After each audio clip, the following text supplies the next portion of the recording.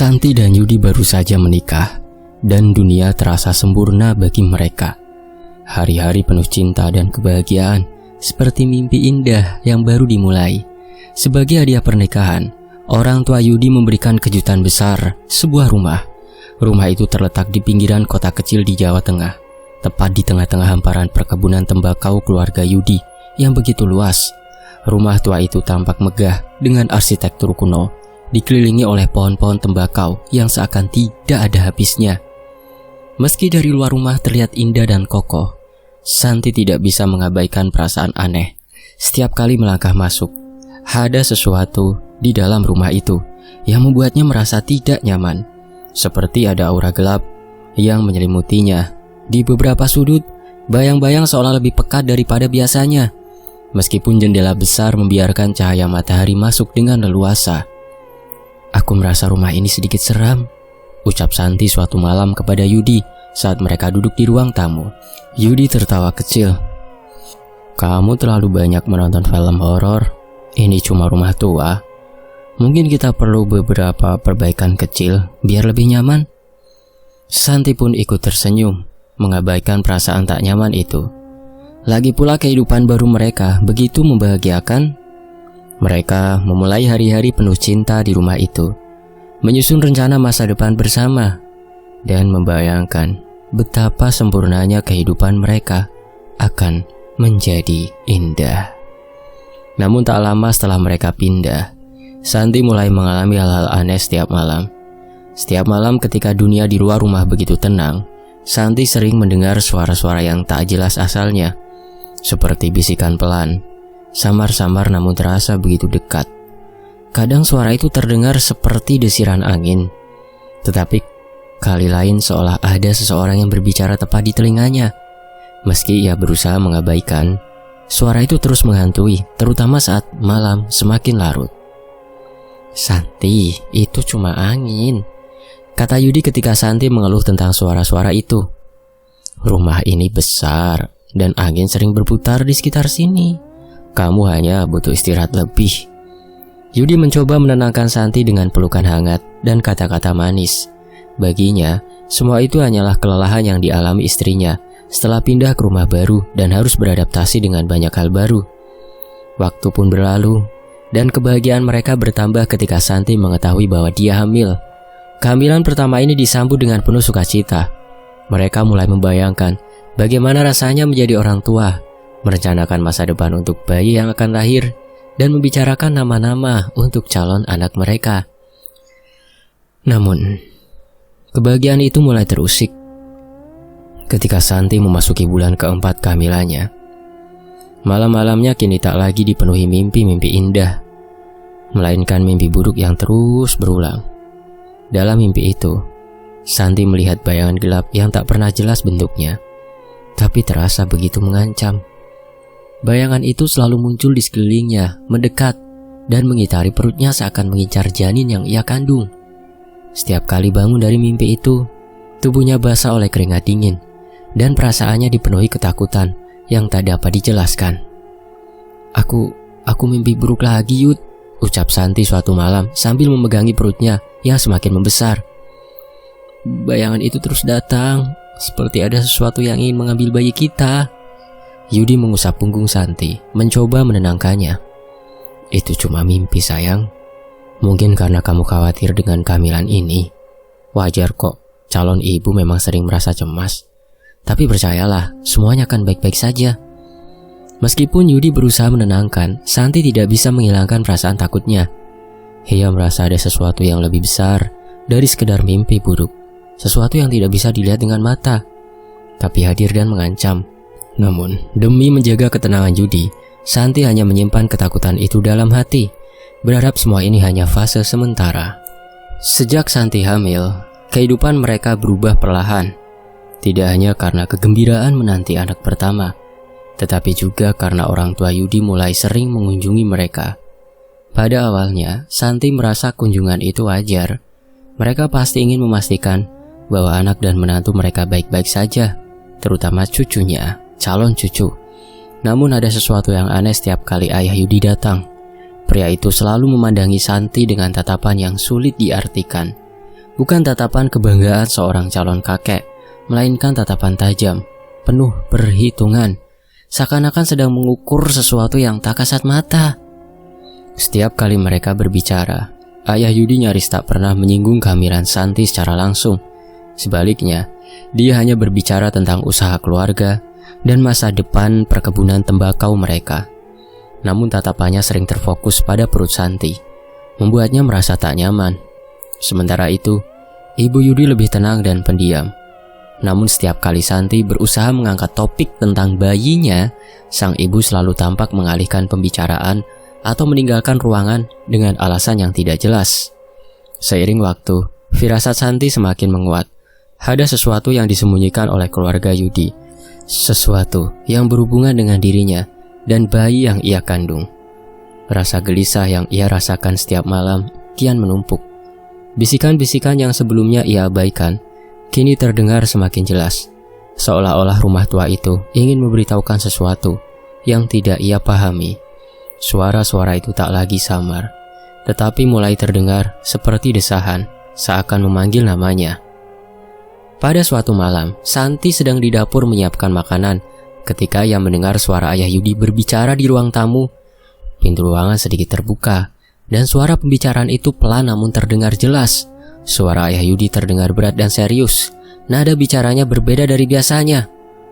"Aku tidak bisa menunggu lebih lama lagi, Yud," kata ayahnya dengan tegas. "Kita sudah membuat perjanjian sejak lama. Kehamilan Santi adalah bagian dari itu, Yud." Yudi terdengar ragu-ragu. Suaranya lebih pelan dan terdengar berat. "Tapi ayah, ini anakku. Aku tak bisa menyerahkannya begitu saja. Aku tak pernah setuju dengan tumbal ini." Santi membeku di tempatnya mendengar kata tumbal yang dilontarkan dengan begitu gamblang. Apa yang dimaksud dengan tumbal? Dan apa hubungannya dengan kehamilan yang ia bawa? Jantungnya berdegup kencang. Ketakutan perlahan merayap di dalam dirinya. "Aku tahu kamu mencintainya, Yud," balas ayah Yudi. Suaranya lebih rendah namun penuh tekanan. "Tapi perjanjian itu harus dipenuhi. Keberuntungan yang kita dapat selama ini bukan datang begitu saja. Kamu tahu apa yang sudah dilakukan kakekmu? Ini sudah diwariskan dari generasi ke generasi. Tanpa itu, perkebunan tembakau kita tak akan sebesar sekarang." Tidak ayah," jawab Yudi dengan suara gemetar. Aku tidak peduli dengan itu semua. Aku tidak akan membiarkan bayi ini jadi bagian dari perjanjian." Santi mundur perlahan, mencoba mencerna apa yang baru saja ia dengar. Tubuhnya terasa lemas, kakinya hampir tak mampu menopang dirinya. "Tumbal? Perjanjian?" pikir Santi, berusaha menyatukan potongan-potongan informasi yang baru saja ia dengar. Namun sebelum ia sempat mendengar lebih lanjut, Yudi tiba-tiba keluar dari ruangan. Wajahnya pucat pasi ketika melihat Santi berdiri di dekat pintu. Mata mereka bertemu dan sejenak waktu seakan berhenti. Wajah Yudi tampak tegang, seperti menyembunyikan sesuatu yang tak ingin ia bicarakan. "Kamu dengar sesuatu?" tanya Yudi yang suaranya terdengar datar, hampir tanpa emosi. Santi terdiam, lidahnya terasa keluh. Ia ingin bertanya tentang apa yang baru saja ia dengar. Tapi melihat ekspresi Yudi, ia merasa bahwa tidak ada jawaban yang akan menenangkannya. "Tidak, aku hanya mau menyiapkan makan malam," jawabnya pelan, berusaha menyembunyikan kegugupannya. Sejak malam itu, Yudi mulai berubah. Dia menjadi lebih pendiam, sering terlihat gelisah, dan tampak selalu tenggelam dalam pikirannya sendiri. Wajahnya sering pucat. Matanya kadang-kadang berkaca-kaca seperti sedang menahan sesuatu yang berat. Meski demikian, cinta Yudi pada Santi tidak berubah. Ia masih memperlakukannya dengan penuh kasih sayang, bahkan terkadang berlebihan. Tapi ada yang berbeda dalam caranya menatap Santi sekarang. Seolah-olah ia sedang menyembunyikan rahasia besar yang tidak ingin ia ungkapkan. Santi mulai merasakan jarak yang semakin besar di antara mereka. Meskipun Yudi selalu berusaha menenangkan dirinya, setiap kali Santi mencoba berbicara tentang kehamilannya, Yudi selalu mengalihkan topik. Kegelisahan yang dulunya hanya berupa firasat, kini berubah menjadi kekhawatiran yang nyata. Suatu malam, ketika Santi terbangun karena mimpi buruk, ia melihat Yudi duduk di tepi tempat tidur dengan pandangan kosong. Dia hanya menatap keluar jendela, tubuhnya kaku dan tangan gemetar. "Yud, kamu kenapa?" tanya Santi dengan cemas, menyentuh lengannya. Yudi tersentak, seolah baru tersadar dari lamunannya. Aku baik-baik saja sayang. Hanya ada banyak pikiran," katanya pelan, berusaha tersenyum, tapi senyum itu tidak sampai ke matanya. Santi tahu ada yang tidak beres, tapi ia tidak tahu bagaimana cara menanyakannya tanpa memicu lebih banyak ketegangan. Sementara itu, bayangan yang mengelilinginya dalam mimpi-mimpinya semakin sering muncul, menjadi semakin nyata, seolah-olah ada sesuatu yang benar-benar mengintai dari kegelapan. Suatu hari, Santi memutuskan untuk pergi ke rumah orang tua Yudi, berharap bisa mencari tahu lebih lanjut tentang apa yang sebenarnya terjadi. Ketika dia sampai di sana, rumah besar itu tampak sepi. Ibu Yudi sedang keluar dan ayahnya tidak terlihat dimanapun. Namun saat Santi memasuki ruang tamu, ia menemukan sesuatu yang mengejutkan.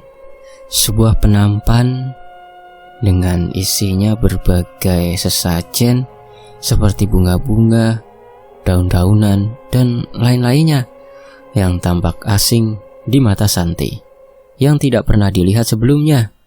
Saat ia mendekati penampan atau tampak itu, ada sebuah kain hitam yang terikat, dan jantungnya hampir berhenti saat Santi membuka kain itu. Di dalamnya terdapat benda-benda yang tak pernah ia bayangkan. Seuntai rambut, boneka kecil dari jerami, dan beberapa koin kuno. Di antara benda-benda itu ada sebuah foto dirinya. Foto Santi saat perutnya mulai membesar. Foto yang diambil tanpa sepengetahuannya. Kengerian mulai menyelimuti tubuhnya. Ini bukan sekedar tampah yang berisi sesajen ya, katanya itu bunga-bunga. Ini adalah bukti bahwa ada sesuatu yang gelap dan mengerikan di balik kehamilannya. Santi mundur ketakutan. Jantungnya berdetak begitu cepat hingga ia hampir tidak bisa bernapas. Ketika Santi keluar dari rumah itu dengan tubuh gemetar, dia tahu satu hal. Apa yang dia bawa dalam rahimnya bukan hanya bayi. Bayi itu adalah bagian dari sesuatu yang lebih besar. Sesuatu yang telah diatur sejak lama oleh keluarga Yudi. Sebuah perjanjian kegelapan yang melibatkan nyawa anak yang belum lahir. Santi kini memahami mengapa Yudi berubah. Yudi berada dalam posisi yang sulit, antara mencintai istrinya dan mencoba melawan sesuatu yang jauh lebih besar dari mereka berdua. Tapi Santi tak akan menyerah begitu saja. Dia harus melawan demi anaknya, demi keluarga kecilnya. Bagaimanapun juga, Santi tahu bahwa cinta Yudi padanya tidak berubah, dan bersama-sama mereka harus menemukan cara untuk menghentikan mimpi buruk ini sebelum semuanya terlambat. Malam itu, ketika Yudi pergi menemui ayahnya di perkebunan, Santi merasa ada sesuatu yang mendesaknya untuk bertindak. Sudah terlalu lama ia hidup dalam ketidakpastian, dihantui oleh bisikan-bisikan aneh dan perasaan bahwa sesuatu yang buruk sedang terjadi, sesuatu yang berkaitan dengan dirinya dan bayinya. Yudi semakin tertutup, seolah menyembunyikan rahasia besar yang ia tak berani ungkapkan. Santi tahu, jika ia ingin melindungi anak yang dikandungnya, ia harus menemukan jawabannya sendiri. Setelah memastikan bahwa Yudi telah pergi, Santi berjalan mondar-mandir di dalam rumah tua itu. Pikirannya dipenuhi berbagai dugaan. Firasatnya membawa Santi ke loteng rumah, tempat yang selama ini tidak pernah ia perhatikan. Dengan susah payah, ia menaiki tangga kayu yang berderit. Menahan nafas setiap kali langkah kakinya membuat suara nyaring di keheningan malam. Loteng itu gelap, hanya diterangi cahaya remang-remang dari lampu gantung di lantai bawah. Di sudut loteng, di antara tumpukan barang-barang lama dan perabotan yang berdebu, matanya tertumpuk pada sebuah kotak kayu tua yang tampak terabaikan. Santi merasakan jantungnya berdebar kencang. Ada sesuatu yang ganjil dengan kotak itu. Ukurannya tidak besar, tetapi tampak berat dan kokoh. Ada kunci di bagian depannya yang sudah karatan, seolah-olah kotak itu telah terkunci selama bertahun-tahun tanpa disentuh. Dengan hati-hati ia menggeser kotak itu keluar dari tumpukan barang, meletakkannya di lantai dan berusaha mencari cara untuk membukanya. Setelah beberapa menit mencoba dan merasa frustasi, ia akhirnya menggunakan sebilah paku tua yang ditemukan di lantai loteng untuk mencungkil kunci karatan tersebut. Suara klik kecil terdengar, dan tutup kotak itu terbuka perlahan. Harum apek menyeruak keluar, membawa serta rahasia-rahasia yang telah terkunci di dalamnya selama bertahun-tahun. Di dalam kotak itu tergeletak sebuah buku tua yang sudah usang. Sampulnya tebal dan kasar, penuh dengan simbol-simbol aneh yang tidak dikenali Santi. Tangannya gemetar saat ia meraih buku itu, merasakan getaran aneh yang menyusut ke dalam dirinya, seolah buku itu membawa sesuatu yang lebih dari sekedar tulisan di dalamnya. Santi membuka buku itu dengan hati-hati. Halaman pertama dipenuhi dengan tulisan-tulisan tangan yang berantakan, bercampur dengan simbol-simbol misterius. Tulisan itu dalam bahasa kuno yang tidak ia pahami, namun semakin ia membalik halaman, semakin jelas bahwa buku ini bukanlah sekedar buku biasa. Ada gambar-gambar yang mengerikan. Manusia berlutut di depan makhluk-makhluk yang tidak menyerupai manusia. Lingkaran-lingkaran ritual dengan lambang-lambang aneh di sekelilingnya, dan mantra-mantra yang terkesan seperti berhubungan dengan dunia gaib. Setiap gambar tampak begitu nyata dan mengerikan, hingga Santi hampir bisa merasakan atmosfer gelap yang keluar dari setiap halaman. Jantungnya berdetak semakin kencang ketika ia menemukan halaman yang berisi informasi tentang ritual pesugihan. Di situ tertulis bahwa kekayaan dan kejayaan hanya bisa diperoleh dengan menyerahkan tumbal, dan tumbal yang paling berharga adalah darah dari keturunan keluarga sendiri. Santi menutup mulutnya dengan tangan, berusaha menahan rasa ngeri yang perlahan menguasainya. Semua potongan teka-teki mulai menyatu di dalam pikirannya. Perkebunan tembakau milik keluarga Yudi telah dibangun di atas ritual gelap ini. Keberhasilan dan kejayaan yang mereka nikmati bukanlah hasil dari kerja keras mata, melainkan buah dari perjanjian gelap yang telah berlangsung selama beberapa generasi. Setiap generasi keluarga Yudi harus menyerahkan tumbal untuk mempertahankan kekayaan tersebut. Dan kini, giliran mereka tiba. Tumbal yang dibutuhkan kali ini tidak lain adalah darah dari anak yang sedang dikandung Santi. Santi merasa tubuhnya menjadi dingin, seperti baru saja dicengkram oleh tangan tak kasat mata. Ia berusaha menenangkan diri, namun kepanikan semakin menggulungnya. Janin yang ada dalam kandungannya bukan sekedar anak pertama yang dinanti-nanti oleh dirinya dan Yudi. Bayi itu adalah bagian dari rencana mengerikan yang telah disusun jauh sebelum mereka berdua lahir. Tiba-tiba semua perlakuan aneh ayah Yudi, tatapan mengerikan yang selalu ia rasakan, dan perubahan sikap Yudi yang semakin tertutup mulai masuk akal.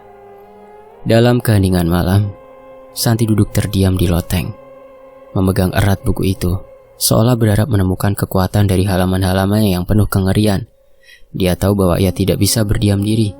Janin yang dikandungnya bukanlah sekedar korban dari ritual gelap ini, dan Santi tidak akan membiarkan anaknya menjadi tumbal berikutnya.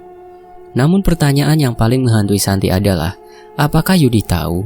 Apakah suaminya, orang yang paling ia cintai, juga menjadi bagian dari perjanjian mengerikan ini? Mengapa Yudi tampak begitu gelisah setiap kali mereka berbicara tentang kehamilan? Apakah Yudi mencoba melindunginya, atau justru sedang mempertimbangkan untuk menyerah pada tradisi kelam keluarga? Dengan tangan yang gemetar, Santi menutup buku itu dan mengembalikannya ke dalam kotak. Kini rahasia kelam keluarga Yudi sudah terbuka di hadapannya. Santi tahu bahwa hidupnya tak akan pernah sama lagi setelah malam ini. Dia telah memasuki dunia yang penuh dengan kekuatan gelap, ritual, pesugihan, dan perjanjian mengerikan. Namun dia juga tahu bahwa dia harus melawan. Santi turun dari loteng dengan langkah yang pelan dan hati-hati. Kepalanya dipenuhi dengan pertanyaan dan ketakutan. Namun satu hal yang jelas, dia tak bisa mempercayai siapapun lagi. Bahkan mungkin Yudi. Saat ia melangkah kembali ke kamar, ia menyadari bahwa perjuangan untuk melindungi bayinya baru saja dimulai, dan kali ini ia harus berjuang sendirian. Malam itu, setelah Yudi kembali dari perkebunan, Santi merasa seluruh tubuhnya dipenuhi ketegangan. Ia duduk di tepi tempat tidur, mencoba menenangkan dirinya. Ketika Yudi masuk ke kamar, ia memberikan senyum yang tampak biasa. Tapi Santi bisa melihat kegelisahan di balik tatapan mata suaminya. "Bagaimana perkebunannya?" tanya Santi dengan nada biasa, meskipun hatinya berdebar kencang. Yudi menghela nafas panjang sebelum menjawab, "Baik, hanya ada beberapa hal yang perlu dibicarakan dengan ayah." Santi tidak menekan lebih lanjut. Kini ia tahu ada hal-hal yang lebih besar yang sedang dimainkan di balik kata-kata Yudi. Namun satu hal yang membuatnya bertahan adalah cintanya pada Yudi. Meski semua yang ia temukan menakutkan, ia belum siap untuk melawan keluarga dari suaminya secara langsung. Terlalu banyak yang dipertaruhkan. Namun di malam yang gelap itu, Santi tahu satu hal, ia harus menemukan cara untuk melindungi bayinya dari rahasia kelam keluarga Yudi, bahkan jika itu berarti melawan seluruh keluarganya sendiri. Kehamilan Santi telah memasuki bulan ke-8, dan ketakutan yang selama ini menghantuinya semakin menjadi-jadi. Setiap malam, mimpi buruknya semakin nyata. Ia selalu melihat bayangan hitam yang menari di sekitar ranjangnya, mengurumuni tubuhnya seperti kabut gelap yang ingin merenggut sesuatu yang paling berharga, bayinya. Setiap kali bayangan itu mendekat, janinnya bergetar hebat, seolah merasakan ancaman yang tak kasat mata. Santi merasa bahwa ia sedang berlomba dengan waktu. Dia tahu bahwa kekuatan gelap dari perjanjian pesugihan keluarga Yudi semakin dekat untuk mengambil tumbal, dan tumbal itu adalah bayinya. Sementara itu Yudi semakin dilanda kegelisahan. Cintanya kepada Santi dan janin yang dikandungnya membuat ia tak bisa berdiam diri. Setiap malam, ia menyaksikan istrinya bergulat dengan mimpi-mimpi mengerikan, dan itu memaksanya untuk menghadapi kenyataan kelam keluarganya. Yudi tak sanggup lagi berpura-pura bahwa semua baik-baik saja, sementara bayinya menjadi korban dari keserakahan keluarganya, keluarga yang dibangun di atas darah dan kutukan. Suatu malam, ketika Santi kembali terbangun dari tidurnya dengan keringat dingin membasahi tubuhnya, Yudi tak bisa lagi menahan diri. Ia sudah bertekad, malam ini dia akan menghadapi ayahnya. Dia harus tahu kebenaran, dan yang lebih penting ia harus memutuskan rantai pesugihan yang membelit keluarganya. Yudi keluar dari rumah, meninggalkan Santi yang masih terisak di tempat tidur. Malam itu, bulan tertutup awan gelap, memberikan suasana yang muram. Ia berjalan cepat menuju rumah orang tuanya, yang terletak tidak jauh dari rumah mereka di tengah perkebunan tembakau yang luas. Ketika Yudi tiba, ia langsung menemui ayahnya di ruang tamu. Sang ayah sedang duduk di kursi tua, menatap keluar jendela, seolah-olah ia tahu Yudi akan datang. Wajahnya tenang, namun ada sesuatu yang mengintimidasi dalam tatapannya. Sebuah keheningan yang memancar kuat, yang tak terbantahkan. Tanpa basa-basi Yudi langsung berbicara dengan nada marah. "Ayah, aku tahu tentang perjanjian pesugihan keluarga kita. Aku pancan tahu bahwa selama ini keluarga kita mempertahankan kekayaan dari pesugihan. Tapi aku tak akan membiarkan anakku menjadi korban." Ayahnya menatap Yudi tanpa ekspresi. "Kamu sudah tahu segalanya, Yudi. Dan sekarang kamu harus tahu juga bahwa tidak ada jalan lain. Kekayaan keluarga kita, perkebunan ini, semua yang kita miliki, hanya bisa bertahan jika tumbal itu diberikan. Tanpa tumbal, semua ini akan hancur." Yudi merasakan darahnya mendidih mendengar kata-kata ayahnya. "Aku sudah tidak peduli lagi dengan semua kekayaan ini, ayah. Aku lebih memilih kehilangan semuanya daripada kehilangan anakku juga istriku. Aku ingin kita memutuskan perjanjian itu sekarang juga. Aku ingin keluargaku bebas dari kutukan ini, ayah." Ayah Yudi mendesah panjang.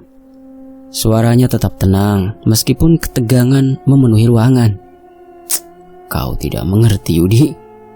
Ini bukan hanya tentang kita. Ini tentang leluhur kita. Perjanjian ini sudah ada sejak generasi sebelum kita lahir. Jika kita memutuskan perjanjian ini, keluarga kita akan jatuh miskin sejatuh-jatuhnya. Semua jerih payah dan perjuangan selama bertahun-tahun akan sia-sia." Yudi tak lagi bisa menahan emosinya. "Lalu kenapa harus anakku yang jadi tumbal, ayah? Apa ini balasan bagi anak dan cucumu? Aku tak akan membiarkan anakku diambil oleh kekuatan gelap itu." Ayahnya berdiri perlahan. Kini tatapannya tajam dan penuh emosi. "Tumbal ini harus diberikan. Ini sudah menjadi bagian dari kehidupan kita. Kamu punya kewajiban untuk meneruskannya. Sama seperti aku meneruskannya dari ayahku. Tidak ada yang bisa memutus perjanjian ini tanpa konsekuensi yang mengerikan." Namun Yudi tidak mundur.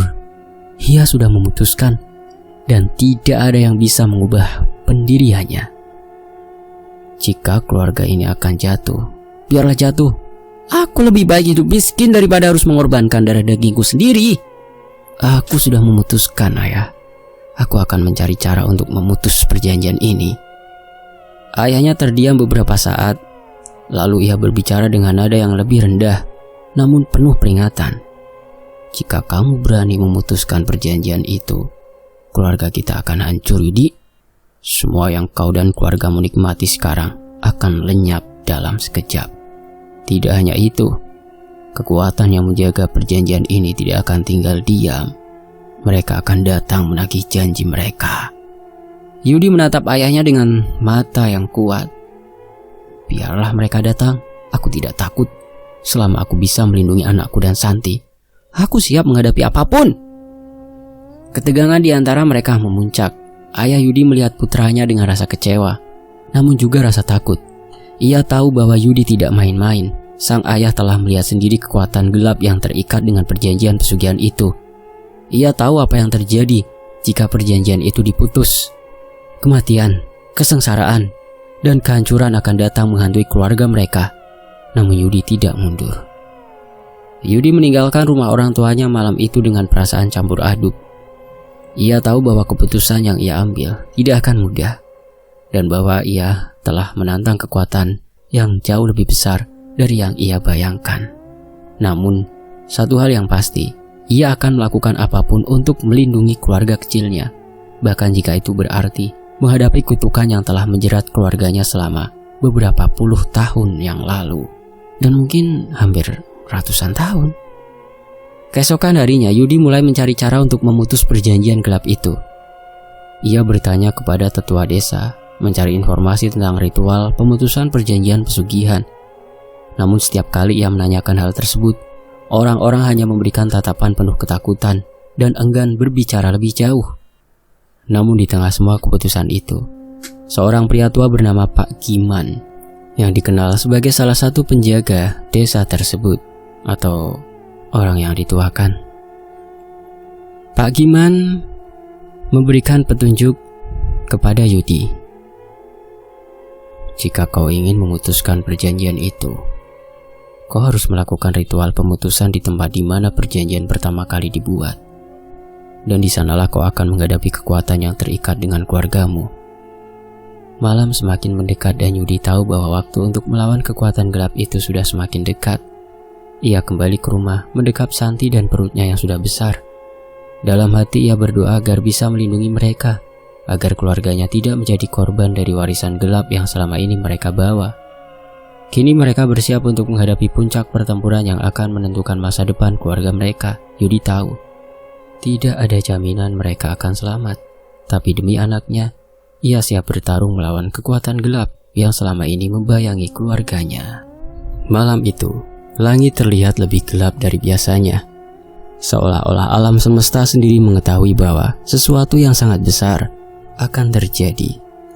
Awan hitam menggantung berat di atas rumah Yudi dan Santi, disertai angin kencang yang meraung-raung, membawa suara-suara aneh yang terdengar seperti bisikan dari dunia lain. Malam persalinan Santi telah tiba, dan ketakutan yang selama ini menghantui mereka semakin nyata. Di dalam kamar, Santi berjuang melawan rasa sakit yang luar biasa. Setiap kontraksi terasa seperti cengkraman kekuatan tak kasat mata yang ingin merebut bayinya. Keringat membasahi wajahnya. Sementara Yudi duduk di sampingnya, menggenggam tangannya dengan kuat. Wajahnya pucat, matanya merah.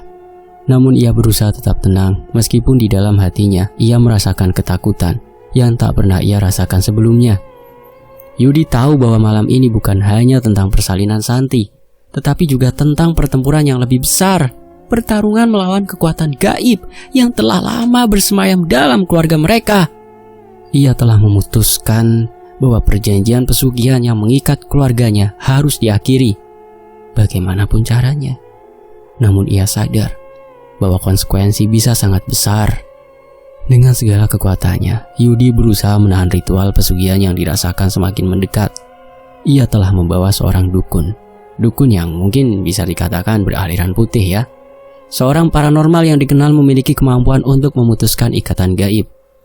Dukun itu berada di sudut ruangan, duduk bersila dengan mata terpejam, melafalkan doa-doa dan mantra-mantra pemutusan perjanjian. Suara-suara di luar rumah semakin keras. Angin yang tadinya hanya sekedar meniup, kini berubah menjadi badai yang mengguncang setiap dinding rumah. Suara bisikan yang samar-samar tadi semakin jelas terdengar. Seperti makhluk-makhluk gaib yang datang dari dunia lain, menuntut sesuatu yang selama ini telah dijanjikan kepada mereka. Santi menjerit. Rasa sakitnya mencapai puncak. Dukun putih itu tiba-tiba membuka matanya, melihat Yudi dengan tatapan serius. Waktunya sudah dekat, Yudi. Perjanjian ini sudah hampir berakhir. Tapi kekuatan yang mengikat keluarga kalian akan berusaha sekuat tenaga untuk mempertahankannya. Yudi menatap Santi yang semakin kesakitan. Dalam hatinya, ia tahu, jika ia tidak melakukan sesuatu sekarang, bayinya akan diambil sebagai tumbal. Pilihannya hanya satu, melawan kekuatan itu hingga akhir, bahkan jika itu berarti harus mengorbankan nyawanya sendiri. Terus lakukan doamu, Pak, kata Yudi kepada dukun putih itu. Aku tidak peduli berapapun harganya, aku akan memastikan perjanjian ini berakhir malam ini. Dukun itu mengangguk, kembali memejamkan matanya dan melanjutkan ritualnya. Sementara itu, Yudi berdiri, berjalan menuju pintu rumah. Di luar badai semakin menggila, suara petir menggelegar, dan tanah di sekeliling rumah mulai bergetar. Yudi tahu bahwa mereka sedang dikepung oleh kekuatan gelap yang datang untuk menagih tumbal. Santi kembali menjerit, tetapi kali ini bukan hanya karena rasa sakit fisik. Ia merasakan sesuatu, sebuah kekuatan gelap yang berusaha merebut bayinya yang belum lahir. Yudi!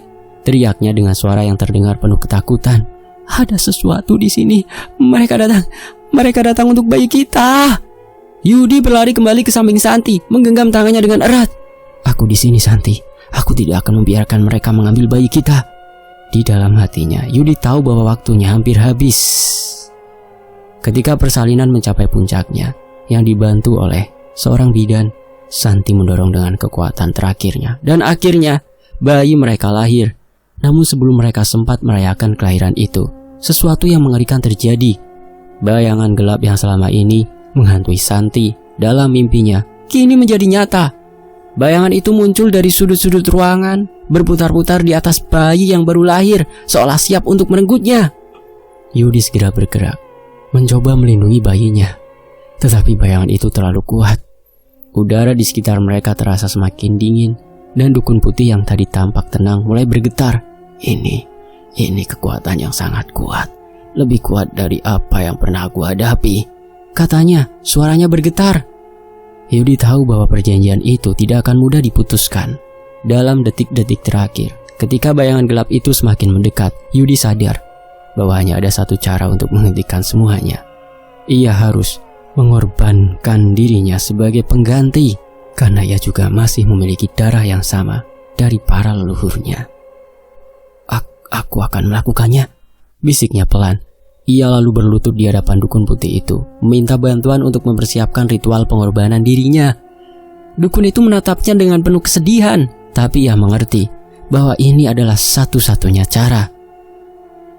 Yudi mendekati Santi yang masih memeluk bayi mereka. Maafkan aku, Santi, katanya dengan suara yang bergetar. Aku tidak bisa bersamamu lagi, tapi aku akan selalu mencintai kalian, selalu. Santi menatapnya dengan mata penuh air mata. Yudi, apa yang kau bicarakan? Jangan tinggalkan aku. Jangan tinggalkan anak kita. Namun Yudi sudah bertekad. Ini satu-satunya cara agar kau dan anak kita bisa selamat. Dengan cepat Yudi melakukan ritual pengorbanan, memohon kepada kekuatan gaib untuk mengambil nyawanya sebagai gantinya. Dan dalam sekejap, bayangan gelap yang tadinya mengerumuni bayi mereka beralih ke arah Yudi. Udara yang tadinya penuh dengan teror mulai mereda, dan perlahan bayangan itu menghilang, membawa Yudi bersamanya. Santi hanya bisa menjerit, memanggil nama suaminya, tetapi semua sudah terlambat. Dalam sekejap, Yudi telah pergi, mengorbankan dirinya untuk menyelamatkan istri dan anaknya. Sementara itu, ketika badai di luar akhirnya reda, dukun putih itu mendekati Santi yang kini terbaring lemah, dengan bayinya di pelukan. Perjanjian itu telah berakhir, katanya pelan, tapi dengan harga yang sangat mahal. Santi hanya bisa terisak, merasakan kehambaan di dalam hatinya. Cinta sejatinya, Yudi, telah pergi untuk selamanya, meninggalkan dirinya dan bayi mereka. Meskipun mereka telah selamat dari kutukan pesugihan, kebahagiaan mereka telah direnggut oleh kegelapan yang selalu membayangi keluarga Yudi. Dan meskipun kehidupan mereka akan terus berlanjut, Santi tahu bahwa luka ini akan selamanya ada di hatinya. 3 tahun telah berlalu sejak malam yang mengubah segalanya bagi Santi. Kehidupan yang dahulu penuh kemewahan dan ketidakpastian kini telah tergantikan oleh kehidupan yang sederhana dan tenang. Santi kini tinggal bersama anaknya di sebuah rumah kecil, jauh dari perkebunan keluarga Yudi yang penuh dengan bayang-bayang masa lalu. Rumah mereka terletak di sebuah desa kecil di pinggir hutan, dikelilingi oleh pohon-pohon tinggi dan suasana sepi yang kadang-kadang terasa menenangkan. Tapi, di malam-malam tertentu, membawa kenangan yang tak dapat ia lupakan. Setiap pagi, Santi akan bangun lebih awal, menyiapkan sarapan untuk anak laki-lakinya, yang kini sudah mulai tumbuh menjadi balita. Anak itu dengan rambut hitam legam dan mata tajam seperti Yudi adalah cerminan dari suaminya yang telah pergi. Setiap kali Santi melihat anaknya tertawa atau bermain, ia merasakan kehadiran Yudi begitu dekat. Seolah-olah suaminya masih ada di dunia ini, menjaga mereka dalam setiap langkah. Hidup mereka kini tidaklah mewah seperti dahulu. Pendapatan Santi hanya berasal dari pekerjaannya sebagai penjual kue kecil-kecilan di pasar desa. Namun, meski hidup sederhana, ada kedamaian yang menyelimuti hari-hari mereka. Tak ada lagi kekhawatiran akan perjanjian gelap. Tak ada lagi ketakutan tentang tumbal yang harus diserahkan. Semua itu telah berakhir dengan pengorbanan besar yang dilakukan Yudi. Namun meski begitu, bayangan kegelapan itu tidak sepenuhnya menghilang. Ada malam-malam tertentu, saat langit di luar gelap gulita dan angin bertiup kencang melalui celah-celah jendela, Santi merasakan ada sesuatu yang aneh. Di tengah keheningan malam, ketika anaknya sudah tertidur lelap di kamar kecil mereka, Santi seringkali mendapati dirinya terjaga. Ia duduk di kursi kayu tua yang menghadap jendela, melihat keluar ke arah kegelapan yang menyelimuti halaman. Pada saat seperti itu, perasaan yang sulit diungkapkan mulai merambat ke dalam hatinya. Ada sesuatu di udara, sesuatu yang membuat bulu kuduknya berdiri, meski tak ada apapun di luar kecuali pohon-pohon yang bergoyang tertiup angin. Namun jauh di lubuk hatinya, Santi tahu apa yang ia rasakan. Ia merasakan kehadiran Yudi. Awalnya Santi merasa takut. Ia tidak ingin percaya bahwa suaminya yang telah berkorban begitu besar masih terikat dengan dunia ini. Namun seiring berjalannya waktu, ketakutan itu berubah menjadi perasaan yang berbeda. Setiap kali kehadiran itu datang, Santi mulai merasakan kedamaian yang aneh. Seolah-olah Yudi hadir bukan untuk menakutinya, melainkan untuk melindunginya. Kehadiran Yudi tidak lagi menyerupai bayangan gelap yang mengejar mereka, melainkan sosok yang tak terlihat, menjaga dirinya dan anak mereka dari bahaya yang mungkin datang.